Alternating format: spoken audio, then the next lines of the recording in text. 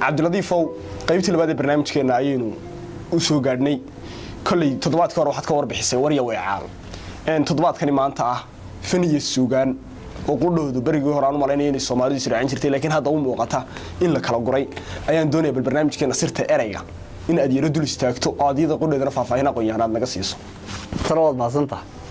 barnaamijkeenu wuxuu xiriir la leeyahay barnaamijkeenii hore sirta erayga waa in maalin dhawata wax kaga taataabanay warka ama war iyo wacaal kan halka nacaa maanta waxaynu ku taataabananaa fan iyo suugaan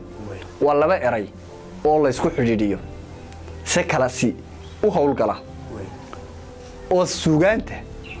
ayaa fanka dhashay suugaanta ayaa fanka dhashay haddana marka lagu dhawaaqayo waxa la yiraahdaa fanka iyo suugaanta oo halka aad moodo in fanki noqday suugaantii dhalayo aad moodo dhalaankii hooyadii dhalmada baray labadooduna farqi weyn ayaa u dhaxeeya oo kala si ayaa marka ay mujtamaca iyo ummadda iyo ay dhex yimaadaan ay wax u kala wadaan bilmasalo kale hadii aynu ku horeyno suugaantu qayb xun iyo qayb wanaagsanba way lahayd asliyankeedana waxa ay ku qotami jirtay iyadoo qaybo fara badan lahayd suugaantu oo gabayal lahayd oo geerar lahayd oo hees lahayd oo hees hawlad lahayd oo qaybo fara badan oo aynaan halkan ku soo koobi karaynay lahayd haddana waxay cilaaqo la lahayd oo ay ku qotantay dhaqanka ay ku qotantay oo bilmasalan dhaqanku marka uu qofka Soomaaliga faro bilmasalan ninka kale oo fara geesi suugaantuna waxa ay fari jirtay oo ay kala hadli jirtay geesinimo dhaqanku marka uu qofka faro fulay waxa uu furay laga waaninaya ama la iska doonayeen waxay suugaantuna kala hadli jirtay isla fulayga gabadh oo kale marka la yiraahdo gaari sidoo kale waxa ka soo horjeedi jirtay baali ama basari marka labada dhinac oo iscelinaya labada dhaqan oo iscelinaya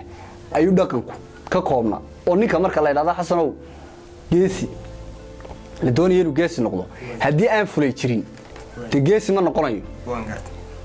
deeqsi marka la doonayo inuu ninku noqdo qofki hadii aanu jirin bakayl deeqsi ma noqon karo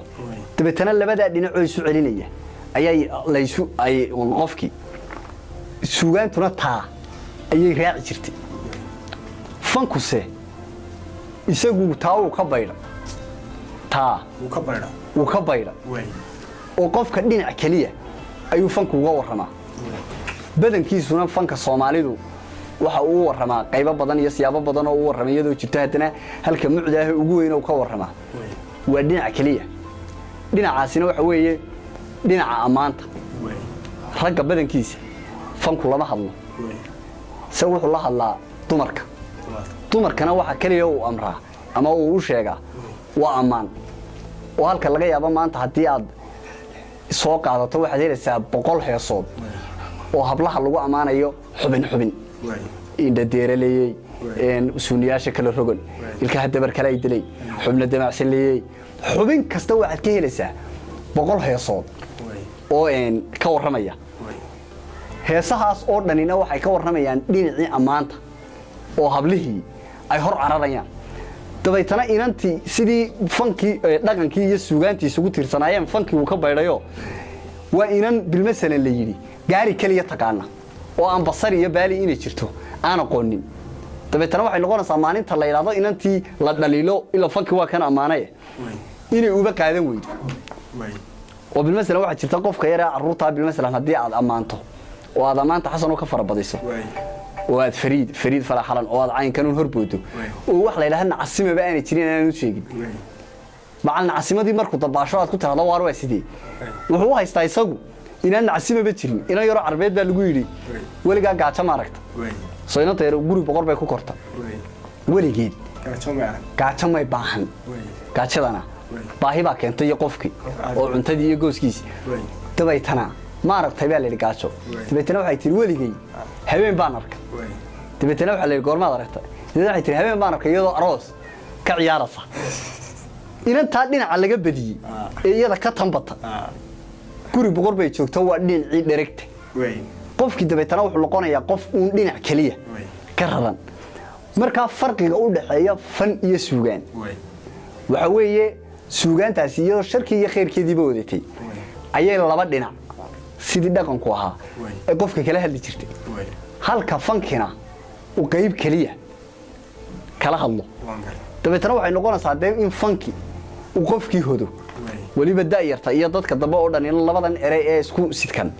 waxay u haystaan isku mid in marka la fan iyo suugaan in suugaantii laga hadlayo marka suugaan la hadlayana in fanki laga hadlayo si uu farqiga u leeyahay fariinta aynu ka diranaana inagu in fanki la tayeeyo ama aynka kan la soo yiraahdo iyadu waa mas'ala kale oo inagu waxaan tilmaamanay erayga iyo sirta u dhaxaysa oo fanku isagu deewayna hayna marka uu muusigiisa iyo lagu lado marka hore fanku deewa midhaha la sameeyo midhuuna waxay la mid yihiin kuwii gabayga ama suugaanto teeda wanaagsanina way xuntay teeda wanaagsanina way wanaagsantahay fanki laakiin marka laxankii iyo muusigii iyo aynkan lagu lado de isagu wuxuu noqonayaa hawshiisu xukun kale ayuu yeelanaya oo day soo isgalaso aayadii rabbiga suuratul qur'aan kula hawa min an-naasi man yashtari lahu al-hadisi liyudilla an sabilillahi oo ninka heesaha dadka ka gadaya ee aynka leh ayaa rabay aayadu ku xigtay leeyahay wada tutla alayhim ayatuna wala mustakbiran kalam yasma'ha kaana fi udunihi waqra qofkii heesta dhageysanayay iyo muusiga isku jira hadii la ilaawo balaayadahan dhageyso wuu isdaga maraya si nimaan maqlaynin si dagihiisa wuxuu isku sugan yahay أفمن هذا الحديث تعجبون وتضحكون وأنتم سامدون ويسهل لفتوه أي هيست مركا اللي له أي تلمامصه إن نقول لكن سجن ما أنت ونص عنا فنك حلاشي سيا حلانتيسه الفرق يقول ده هي فنك يسوقان تو أين دون نبض لأن يرضى يضدك أي كائن تضبطها أي حصنوا وقكرين موجينو aynu kala saarnaa aad buu mahadsan yahay aqoon Cabdiladiif Ismaaciil Xaaji Muuse oo barnaamijyada si kooban ee sirta erayga oo kala 7 toddobaad soo socday wariyo weecaal iyo fan iyo suugaan inoo soo gudbinayay insha Allah wixii dambe barnaamijyana oo ka wada socon doona aad baan ugu mahadcelinayaa aqoonyahanka dhamaantiin waxaan leeyahay Ramadaan Kariim kullu caam wa antum bi khayr aad u mahadsantahay